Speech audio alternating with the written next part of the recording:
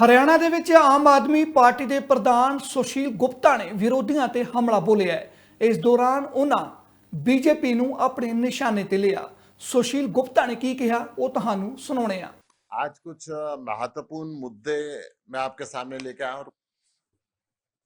जब तक sale tax रहा, जब तक वैट रहा और कपड़े के ऊपर कोई टैक्स नहीं होता, क्योंकि आम आदमी की बुनियादी जरूरतें थी। भारतीय जनता पार्टी ने जब जीएसटी लेकर आई तो सबसे पहले कपड़े के ऊपर 5% इन्होंने जीएसटी लगा दिया। यहां पे इनका मन नहीं भरा। कोविड में जब सारी अर्थव्यवस्था खराब हो चुकी थी, लोग घर छोड़ के बाहर रह रहे थे, दुकानें बंद हो गई थी, फैक्ट्रियां बंद हो गई थी, तब 18 जुलाई 2022 को भारतीय जनता पार्टी ने आटे, दाल, चावल पे भी जीएसटी लगा दिया। जो पैकेट के अंदर सामान मिलता था, हर सामान के ऊपर जीएसटी लगाया गया। और उसी दिन कपड़े की इंडस्ट्री पे, रेडीमेड कपड़ों पे जीएसटी 5% से 12% कर दिया गया। उस समय छोटे दुकानदारों का जो मार्जिन था वो खत्म हुआ। कपड़े की काफी छोटी दुकानें बंद हुई और लोग नौकरी पे चले गए, कोई टैक्सी चलाने लगा दुकान छोड़ के। और हालात ये हुई कि हिंदुस्तान के अंदर कपड़े का इंपोर्ट बांग्लादेश और चाइना जैसे देशों से बढ़ गया। जो कि हिंदुस्तान से कपड़ा एक्सपोर्ट होता था, कॉटन हमारा पैदा होता था, वो एक्सपोर्ट कम हो गया और इंपोर्ट बढ़ गया। भारतीय जनता पार्टी का मन यहां पे भरा नहीं। इन्होंने टेक्सटाइल इंडस्ट्री को तबाह करने का ठेका ले लिया। अब काउंसिल ऑफ मिनिस्टर्स ने डिसीजन लिया है कि कपड़े के ऊपर 12% की जगह 18% और 28% तक टैक्स लगाया जाएगा। यानी कि जो टैक्स 5% से इन्होंने 12% किया, अब 12% पे 28% करने की तैयारी और 18% करने की तैयारी है। ये कपड़े की इंडस्ट्री को तबाह कर देना चाहते हैं। मैं इनको बताना चाहूंगा कि इस देश से पिछले 10 सालों में करीब 20 लाख लोग व्यापार फ्रेंडली एटमॉस्फेयर ना होने के कारण हिंदुस्तान को छोड़ चुके हैं। और उसमें से 30,000 लोग हाई नेटवर्थ के लोग थे, करोड़ों की कीमत रखने वाले लोग थे। भारत सरकार को चाहिए तो ये था कि अपने देश में उन लोगों को वापस बुलाते। भारत सरकार को चाहिए तो ये था कि और इंसेंटिव देके यहां पे इंडस्ट्रीज को एस्टेब्लिश कराते जिससे रोजगार मिले। परंतु अब ये जो वर्तमान में इंडस्ट्री है, 18 से 28% तक जीएसटी लगा के उन इंडस्ट्रीज को बंद करा के चाहते हैं कि हम इंडस्ट्रियल हब ना बने, हिंदुस्तान एक ट्रेडिंग का हब बने और दुनिया के बाकी लोगों देशों से हम इस कपड़े को इंपोर्ट करें और यहां की इंडस्ट्रियां बंद हो।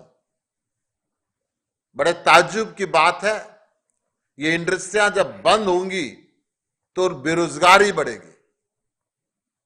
इस तरफ सरकार का कोई ख्याल नहीं है।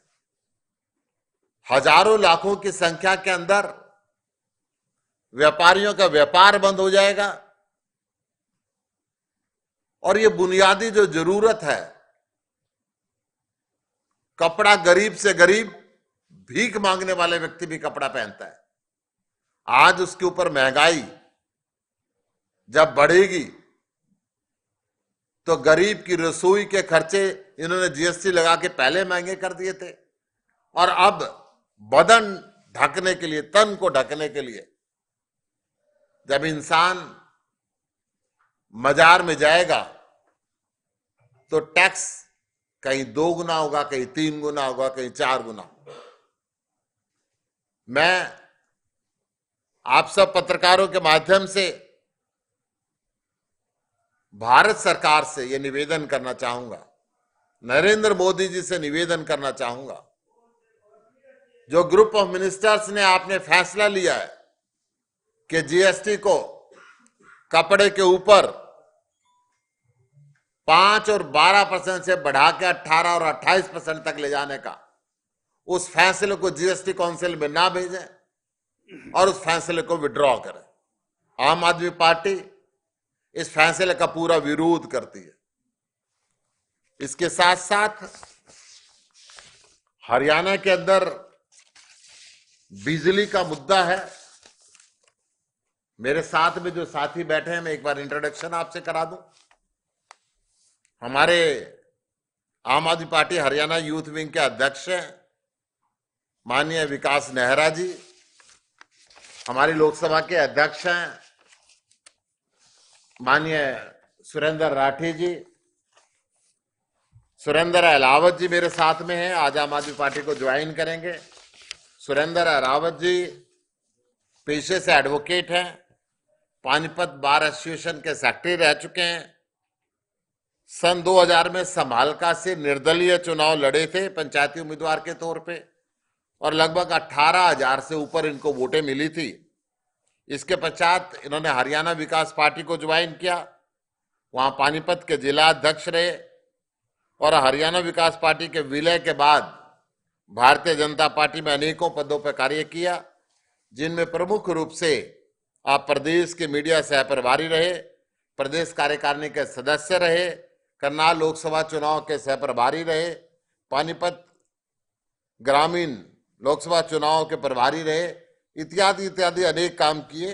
2009 में भारतीय जनता पार्टी की टिकट से पानीपत ग्रामीण विधानसभा का आपने चुनाव भी लड़ा है, और पानीपत जिले के भारतीय जनता पार्टी के अध्यक्ष भी 2022 तक रहे। 2022 में बीजेपी की जन विरोधी नीतियों के कारण इन्होंने बीजेपी को छोड़ के एक सर्वदलीय जन पंचायत के नाम से संगठन बनाया, जिसका आज अध्यक्ष है, और इनके काफी पदाधिकारी आज यहां पर आए हैं और आम आदमी पार्टी को आज ज्वाइन कर रहे हैं। अप्रत्यक्ष रूप से बिजली के रेट डबल कर दिए, घोषणा नहीं की, किसी को बताया नहीं, परंतु बिल डबल कर दिए। या ये कैसा खेल भारतीय जनता पार्टी ने खेला है। मैं जवाहरलाल जी हमारे वरिष्ठ नेता आम आदमी पार्टी के आपके सामने रखे।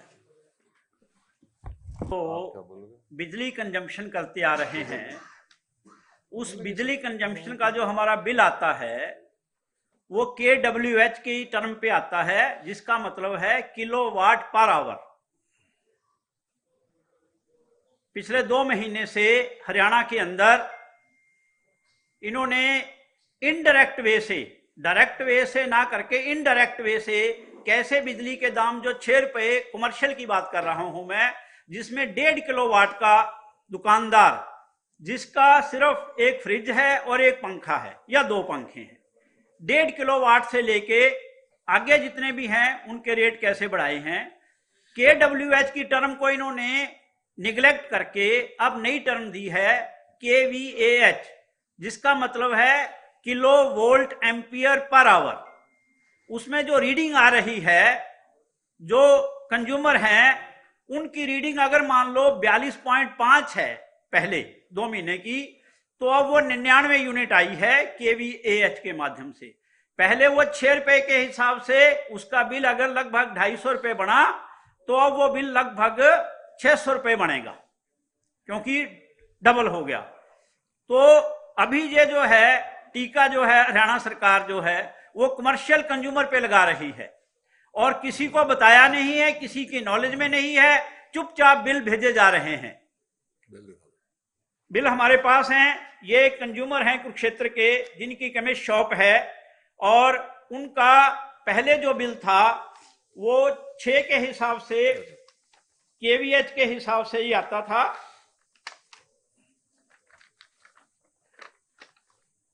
और हमारा भी डोमेस्टिक का अब तक केडब्ल्यूएच के हिसाब से ही आता है, किलो वाट पर आवर। अब कमर्शियल तो इन्होंने kilo volt ampere per hour कर दिया है, और डोमेस्टिक का भी हमें उम्मीद है कि ये विद इन 4 to 5 मंथ जो है ये डोमेस्टिक का भी 6 से 12 रुपए करने जा रहे हैं।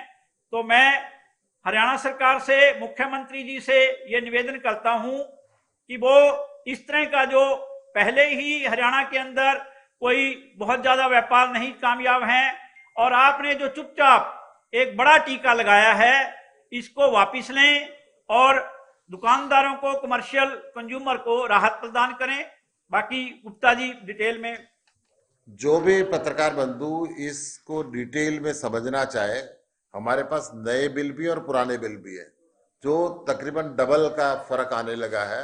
और कोई घोषणा हरियाणा, संक्षेप में बस जो आरजी ने बताया, जो किलोवाट पर आवर आता था वो kilowatt ampere per, kilo volt ampere per, kilowatt ampere per hour आने लगा, जिससे रीडिंग ऑलमोस्ट डबल हो गई। रेट इनका वही है परंतु रीडिंग डबल हो गई, तो कंज्यूमर को बिल डबल भुगतना पड़ रहा है। कमर्शियल के अंदर इनके बिलों के एग्जाम्पल हमारे पास है, जो भी पत्रकार बंधु लेना चाहेगा वो लेगा। सुरेंद्र अलावत जी आज हमारे बीच में आए, मैं निवेदन करूंगा वो भी।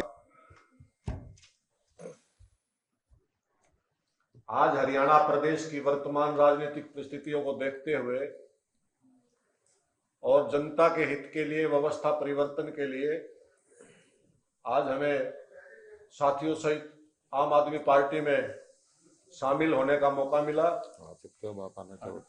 और जिस प्रकार से आज प्रदेश के राजनीतिक और सामाजिक हालात हैं, उसको देखते हुए हरियाणा की जनता के सामने आम आदमी पार्टी ही एकमात्र विकल्प अब बचा है। और लोगों को उम्मीद है कि आने वाले समय में आम आदमी पार्टी ही हरियाणा में जो जनविरोधी सरकार है उसकी नीतियों का विरोध करते हुए इस सरकार को परास्त करने का कार्य करेगी। और आज सारे प्रदेश के जितने भी राजनीतिक लोग हैं, उन सभी की एक सोच है कि अगर हरियाणा प्रदेश से जनविरोधी भारतीय जनता पार्टी की सरकार को परास्त करना है तो अरविंद केजरीवाल जी के नेतृत्व में आम आदमी पार्टी ही हरियाणा प्रदेश का एकमात्र विकल्प है। और उसी कारण से आज सभी राजनीतिक लोग आम आदमी पार्टी को आशा भरी नजरों से देख रहे हैं। और उसी कड़ी में हमारा भी पानीपत में लंबे समय तक सामाजिक और राजनीतिक आंदोलनों के लिए संघर्ष रहा है। तो सभी लोगों से विचार विमर्श करके आम जनमानस में एक धारणा बन चुकी है कि आम आदमी पार्टी ही हरियाणा प्रदेश में प्रमुख विकल्प बनकर के उभरेगी। धन्यवाद। ये सर्वजातीय जनपंचायत है। हाँ जी। आप कहाँ से? मैं पानीपत से। मेरे साथी आम आदमी पार्टी हरियाणा, भारतीय जनता पार्टी जवान की और किसान की दुश्मन बन चुकी है। आज हरियाणा के अंदर गेहूं बिजाई का काम जोरों पे चल रहा है। किसानों को आज डीएपी नहीं मिल रहा, यूरिया की बहुत बड़ी किल्लत प्रदेश के अंदर पहले भी रही, और पहली बार प्रदेश के अंदर डीएपी पुलिस की निगरानी के अंदर बांटा जा रहा है। किसानों पे लाठीचार्ज हो रहे हैं, किसानों की दुर्दशा आपके सामने है। आज जवान अपने रोजगार को लेके दर दर की ठोकरें खाने को मजबूर है। जो पहले की ज्वाइनिंग है, भारतीय जनता पार्टी में सरकार में दोबारा बनी, इससे पहले की ज्वाइनिंग बाकी है, उसके लिए हरियाणा का युवा आज लाठियां खाने को सरकार की मजबूर है। आज भारतीय जनता पार्टी 1500 साल पुराने मंदिर खोदने का काम कर रही है। किसी मंदिर के, किसी मस्जिद के नीचे मंदिर बता रहे हैं, किसी के नीचे कुछ बता रहे हैं। और आज युवा अपनी बेरोजगारी के लिए रोजगार खोज रहा है। तो मुझे लगता है कि किसी की धार्मिक भावनाओं को ठेस ना पहुंचाते हुए युवाओं के लिए भारतीय जनता पार्टी को काम करना चाहिए। और अग्निपथ जैसी स्कीम, जो आज एक सबसे बड़ा अन्याय हरियाणा के खासकर युवा के साथ हो रहा है, क्योंकि सबसे ज्यादा फौज के अंदर अगर भागीदारी है तो हरियाणा के युवाओं की है। आज उनके सपने कुचलने का जो काम भारतीय जनता पार्टी ने किया है ये निंदनीय है। और मैं आम आदमी पार्टी हरियाणा का प्रदेश अध्यक्ष होने के नाते युवाओं की आवाज को उठाएंगे। और आज हरियाणा के अंदर बढ़ रहा नशा इसके लिए बहुत ही चिंता का विषय है। धन्यवाद। मैं निवेदन करूंगा जिन लोगों ने आज आम आदमी पार्टी को ज्वाइन किया है और पत्रकार बंधुओं का आभार व्यक्त करेंगे। हमारे लोकसभा अध्यक्ष ज्वाइन करने पर दिल से आभार व्यक्त करता हूँ। हमारी पार्टी 12 साल हो चुके हैं पार्टी को बने हुए। पार्टी की नीतियां जो अरविंद केजरीवाल जी ने बोला था वो ग्राउंड पे करके दिखा दिया है। 2 स्टेटों में हमारी सरकार है जहां पर पार्टी ने बिजली फ्री दे रखी है। अभी मेरे साथी ने बताया कि हरियाणा में बिजली के रेट और बढ़ाए जा रहे हैं। हमारी पार्टी सच्चाई और ईमानदारी पे काम कर रही है और ऐसे ही हम करते रहेंगे। मैं डॉक्टर सुशील गुप्ता जी का और सभी साथियों का स्वागत करता हूँ। धन्यवाद। तो इसके बारे में आपकी क्या है? और भी दूसरे देखिए, मैं ये कह रहा हूं कि कृषि पे इस हिंदुस्तान में कभी कोई टैक्स नहीं रहा, ना किसी के यंत्रों पर रहा, ना उस पर इनकम टैक्स रहा। इस सरकार ने इंट्रोड्यूस किया। आटे दाल चावल पे कभी कोई टैक्स नहीं रहा, इस सरकार ने इंट्रोड्यूस किया। कपड़े पे कभी कोई टैक्स नहीं रहा, इस सरकार ने इंट्रोड्यूस किया। और इस सरकार ने कपड़े पे जुल्म कर दिया। 5% रिडक्शन किया था, 5 से 12 किया, 12 से अब 18 कर रहे हैं और 18 पे भी मंडी भरा 28 कर रहे हैं। तो इस इंडस्ट्री को तबाह करने का उन्होंने ठेका ले लिया क्योंकि बहुत ज्यादा टैक्स हो गया। इसलिए इस विषय को लेकर मैं आज आपके सामने। सर जी, ये तमाम विषय आप पहले भी उठाते रहे, इसका लायदा बहुत से विषय होते हैं, लेकिन सत्ताधारी पार्टी का ये कहना है कि जनता ने चुनाव के अंदर जो है वो अपने आप में दर्शाने का काम किया है कि वो किसकी नीतियों से प्रभावित। देखिए, धर्म के नाम की अफीम इन्होंने बांटी, परंतु मैं ये कहूंगा कि उन विषयों पे ना जाके जो भी जनादेश है उसका हम सम्मान कर रहे हैं। इन्होंने वायदे किए थे 500 रुपए में गैस का सिलेंडर देंगे सबको। इन्होंने वायदे किए थे महिलाओं को इतने रुपए महीना देंगे। इन्होंने वायदे किए थे कि युवाओं को नौकरी देंगे। अब अपने वायदों को पूरा करें। जो इन्होंने वायदे किए अपने मैनिफेस्टो को पढ़ें। समय गुजरता जा रहा है, 5 साल जाने में समय नहीं लगता। अपने वायदों को पूरा करें। इंडिया गठबंधन की तर्ज पर अगर विधानसभा चुनाव में भी गठबंधन होता कांग्रेस आम आदमी पार्टी, क्या लगता है कुछ नतीजों में बदलाव हो सकता है? निसंदेह इनकी सरकार नहीं होती, सरकार इंडिया गठबंधन की होती। दिल्ली में गठबंधन में चुनाव लड़ेंगे या फिर अलग जाएंगे? कांग्रेस आम आदमी पार्टी मिलकर के लड़ेगी? आम आदमी पार्टी अकेले चुनाव लड़ेगी, गठबंधन की कोई बात वहां पे है नहीं। सर, जिस तरह राहुल चड्ढा का एक बयान सामने आया है, उन्होंने कहा है कि इलेक्शन के समय में गठबंधन का विरोध जो है वो कांग्रेस की जो क्षेत्रीय लीडर्स है, चाहे रणदीप सुरजेवाला हो जाए, कुमारी शैलजा हो जाए, उन्होंने किया और गठबंधन नहीं होने दिया। क्या आप भी उसी लाइन पर हैं? आपका देखिए, ये बड़ी स्पष्ट है कि कांग्रेस हाईकमान ने गठबंधन के लिए कहा था और वो सबके सामने है। आम आदमी पार्टी भी गठबंधन चाह रही थी। जो भी इनके लीडर्स थे जो हरियाणा को देख रहे थे या हरियाणा के प्रभारी थे या जिनको जिम्मेदारी सौंपी, वो कमी रही तो उनकी तरफ से। उसमें एक कारण बताया जा रहा है कि आपकी तरफ से 15-16 सीटों की डिमांड ज्यादा और कांग्रेस उसके लिए तैयार नहीं। क्या ये कारण था? कांग्रेस ये बता दे कितने के लिए तैयार थे। ये तो इंटरनल बातें हैं, मैं आपके सामने चर्चा में नहीं लाना चाहूंगा, परंतु ये कारण था। ये निकाय चुनाव में भी लड़ने की तैयारी है। साफ हो गया कि दिल्ली में अकेले जाएंगे। आम आदमी पार्टी दिल्ली में और हरियाणा में आने वाले सभी निकाय चुनाव जोर शोर से लड़ेगी, अपनी ताकत पे लड़ेगी। इंडिया गठबंधन में जब चुनाव लड़ा तो कुछ क्षेत्र में, क्योंकि आप चुनाव लड़ रहे हैं, काफी उत्साहित थी पार्टी इसको लेकर, लेकिन आपने देखा कि 2% के आसपास जो वोट है वो आम आदमी पार्टी को मिला। इस नतीजे के पीछे आप आम आदमी पार्टी अपने स्तर पर क्या बने? देखिए, पूरे देश में गठबंधन हुआ, उस गठबंधन के तहत लोकसभा का चुनाव लड़ा और बीजेपी को बैसाखियों पे लाके खड़ा कर दिया।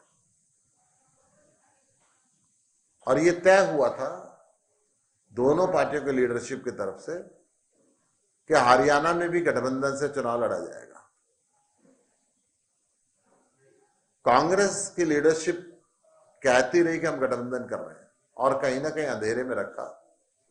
हम पूरी तैयारी उस वजह से नहीं कर पाए। अंतिम जब नॉमिनेशन के 2 दिन बचे तो उन 2 दिनों में हमने 90 जगह उम्मीदवारों को खड़ा किया। वास्तव में अगर ये स्पष्ट पहले रहता तो नतीजे आम आदमी पार्टी के भी कुछ और होते। लेकिन आप लोगों के तो बयान आ रहे थे 90 की 90 हम भी तैयार है पूरे तरीके से चुनाव लड़ने के। मैं वही कह रहा हूं, जब भी तो हमने लड़ा दिए, परंतु गठबंधन की जब प्रक्रिया चल रही होती है तो कैंडिडेट भी ना मैदान पर उतनी ताकत से उतरता, ना उतना संसाधनों को जुटा पाता, क्योंकि उसके दिमाग में रहता कि गठबंधन हो रहा है। उस लेवल पे तैयारी नहीं हो पाती, किसको ये नहीं पता होता कि कितनी सीट मिलनी है और कितनी सीटों पर हमें लड़ना है। ये जो महाराष्ट्र में हरियाणा में ईवीएम की बात कांग्रेस कह रही है, उस पर आपको क्या कहना है? कांग्रेस का स्टैंड है ईवीएम पे संदेह तो इस देश में शुरू से ही होता रहा है। बड़े बड़े शिक्षाविद इस बातों को कहते रहे हैं, और जो डेवलप नेशन है वहां पे भी ईवीएम आके ईवीएम बंद हो गए। तो हिंदुस्तान की सरकारों को, हिंदुस्तान के राजनेताओं को, हिंदुस्तान के इलेक्शन कमीशन को इस विषय पर जरूर सोचना चाहिए। किसान एक बार फिर से दिल्ली कूच की तैयारी कर रहे हैं। आज खनौरी पर भूख हड़ताल भी है। 2 बार शंभू बॉर्डर से आगे बढ़ने का प्रयास कर चुके हैं, लेकिन आंसू गैस की गोली वाटर कैनन से किसानों को खदेड़ आ गया। आप क्या कहेंगे? देखिए, देश के इतिहास में एक सबसे लंबा आंदोलन किसानों का चला। 750 किसानों की शहादत भारतीय जनता पार्टी ने ली। 3 काले कानून प्रधानमंत्री जी ने माफी मांग के वापस लिए, और उस आंदोलन को खत्म कराने के लिए प्रधानमंत्री जी ने वायदा किया पब्लिकली कि संसद में एमएसपी की गारंटी का कानून बनाएंगे। लगभग 3 साल बीत गए। किसान प्रधानमंत्री जी को वो वायदा याद कराने के लिए दिल्ली जाना चाहते हैं। होना तो ये चाहिए था कि संसद का सत्र चल रहा है, प्रधानमंत्री जी को बिल लाना चाहिए था एमएसपी की गारंटी का, जो अपना वायदा पूरा करना चाहिए था। होना तो ये चाहिए था कि प्रधानमंत्री जी बॉर्डर पे आते और किसानों से बात करते, परंतु हो ये रहा है कि शुभकरण जैसे नौजवान की गोली मार के हत्या कर दी जाती है। हो ये रहा है कि पुलिस की ढाल बना के भारतीय जनता पार्टी किसानों पे आंसू गैस के गोले छोड़ रही है, लाठी चार्ज कर रही है, रबड़ की गोलियां चला रही है। उनको दिल्ली नहीं जाने दे रहे। किसान हरियाणा सरकार से तो कुछ मांग नहीं रहे। हरियाणा सरकार की क्या दुश्मनी है? हरियाणा पुलिस उनको सड़क पे जाने से क्यों रोक रही है? वो दिल्ली जाना चाहते हैं, जाने दें। मैं आम आदमी पार्टी का प्रदेश अध्यक्ष होने के नाते किसानों की मांग का समर्थन करता हूं, एमएसपी की गारंटी के कानून का समर्थन करता हूं, और इनको दिल्ली जाना चाहिए, इनकी मांगे जायज माननी चाहिए। मुख्यमंत्री सैनी का कहना है कि किसान पंजाब के हैं, हरियाणा के नहीं है, तो पंजाब सरकार इनसे वार्तालाप। क्या हरियाणा के अंदर किसी प्रदेश के लोगों का आने जाने पर मनाही है? मुख्यमंत्री जी से मैं पूछना चाहता हूं। हरियाणा से तो किसान मांग नहीं रहे, और राजधानी के अंदर हर प्रदेश का हिस्सा है। किसान अगर भारत सरकार से, भारत के प्रधानमंत्री से बात करने के लिए हरियाणा से गुजर के दिल्ली जाना चाहते हैं, तो हरियाणा को क्या ऑब्जेक्शन है? पहले पंजाब से 24 फसलों पर एमएसपी मांगे, जैसे हरियाणा में दे रहे। एमएसपी की कानून बनाना केंद्र सरकार का काम है। फसल को खरीदना, एफसीआई के माध्यम से स्टोर करना केंद्र सरकार का काम है। राज्य सरकारें केवल एक मिडलमैन का काम करती हैं। राज्य सरकारों के पास वो अधिकार नहीं है। या तो केंद्र की सरकार अपने अधिकार को विड्रॉ करे और ये चीजें राज्यों पे छोड़ दे। अगर ये छोड़ेगी तो एक जगह खाने की चीज मिलेगी, एक जगह नहीं मिलेगी। एक जगह एक फसल पैदा होती है, दूसरी जगह नहीं होती है। जिस चीजों पे केंद्र सरकार का अधिकार है वो केंद्र सरकार को ही पूरी करनी पड़ेगी।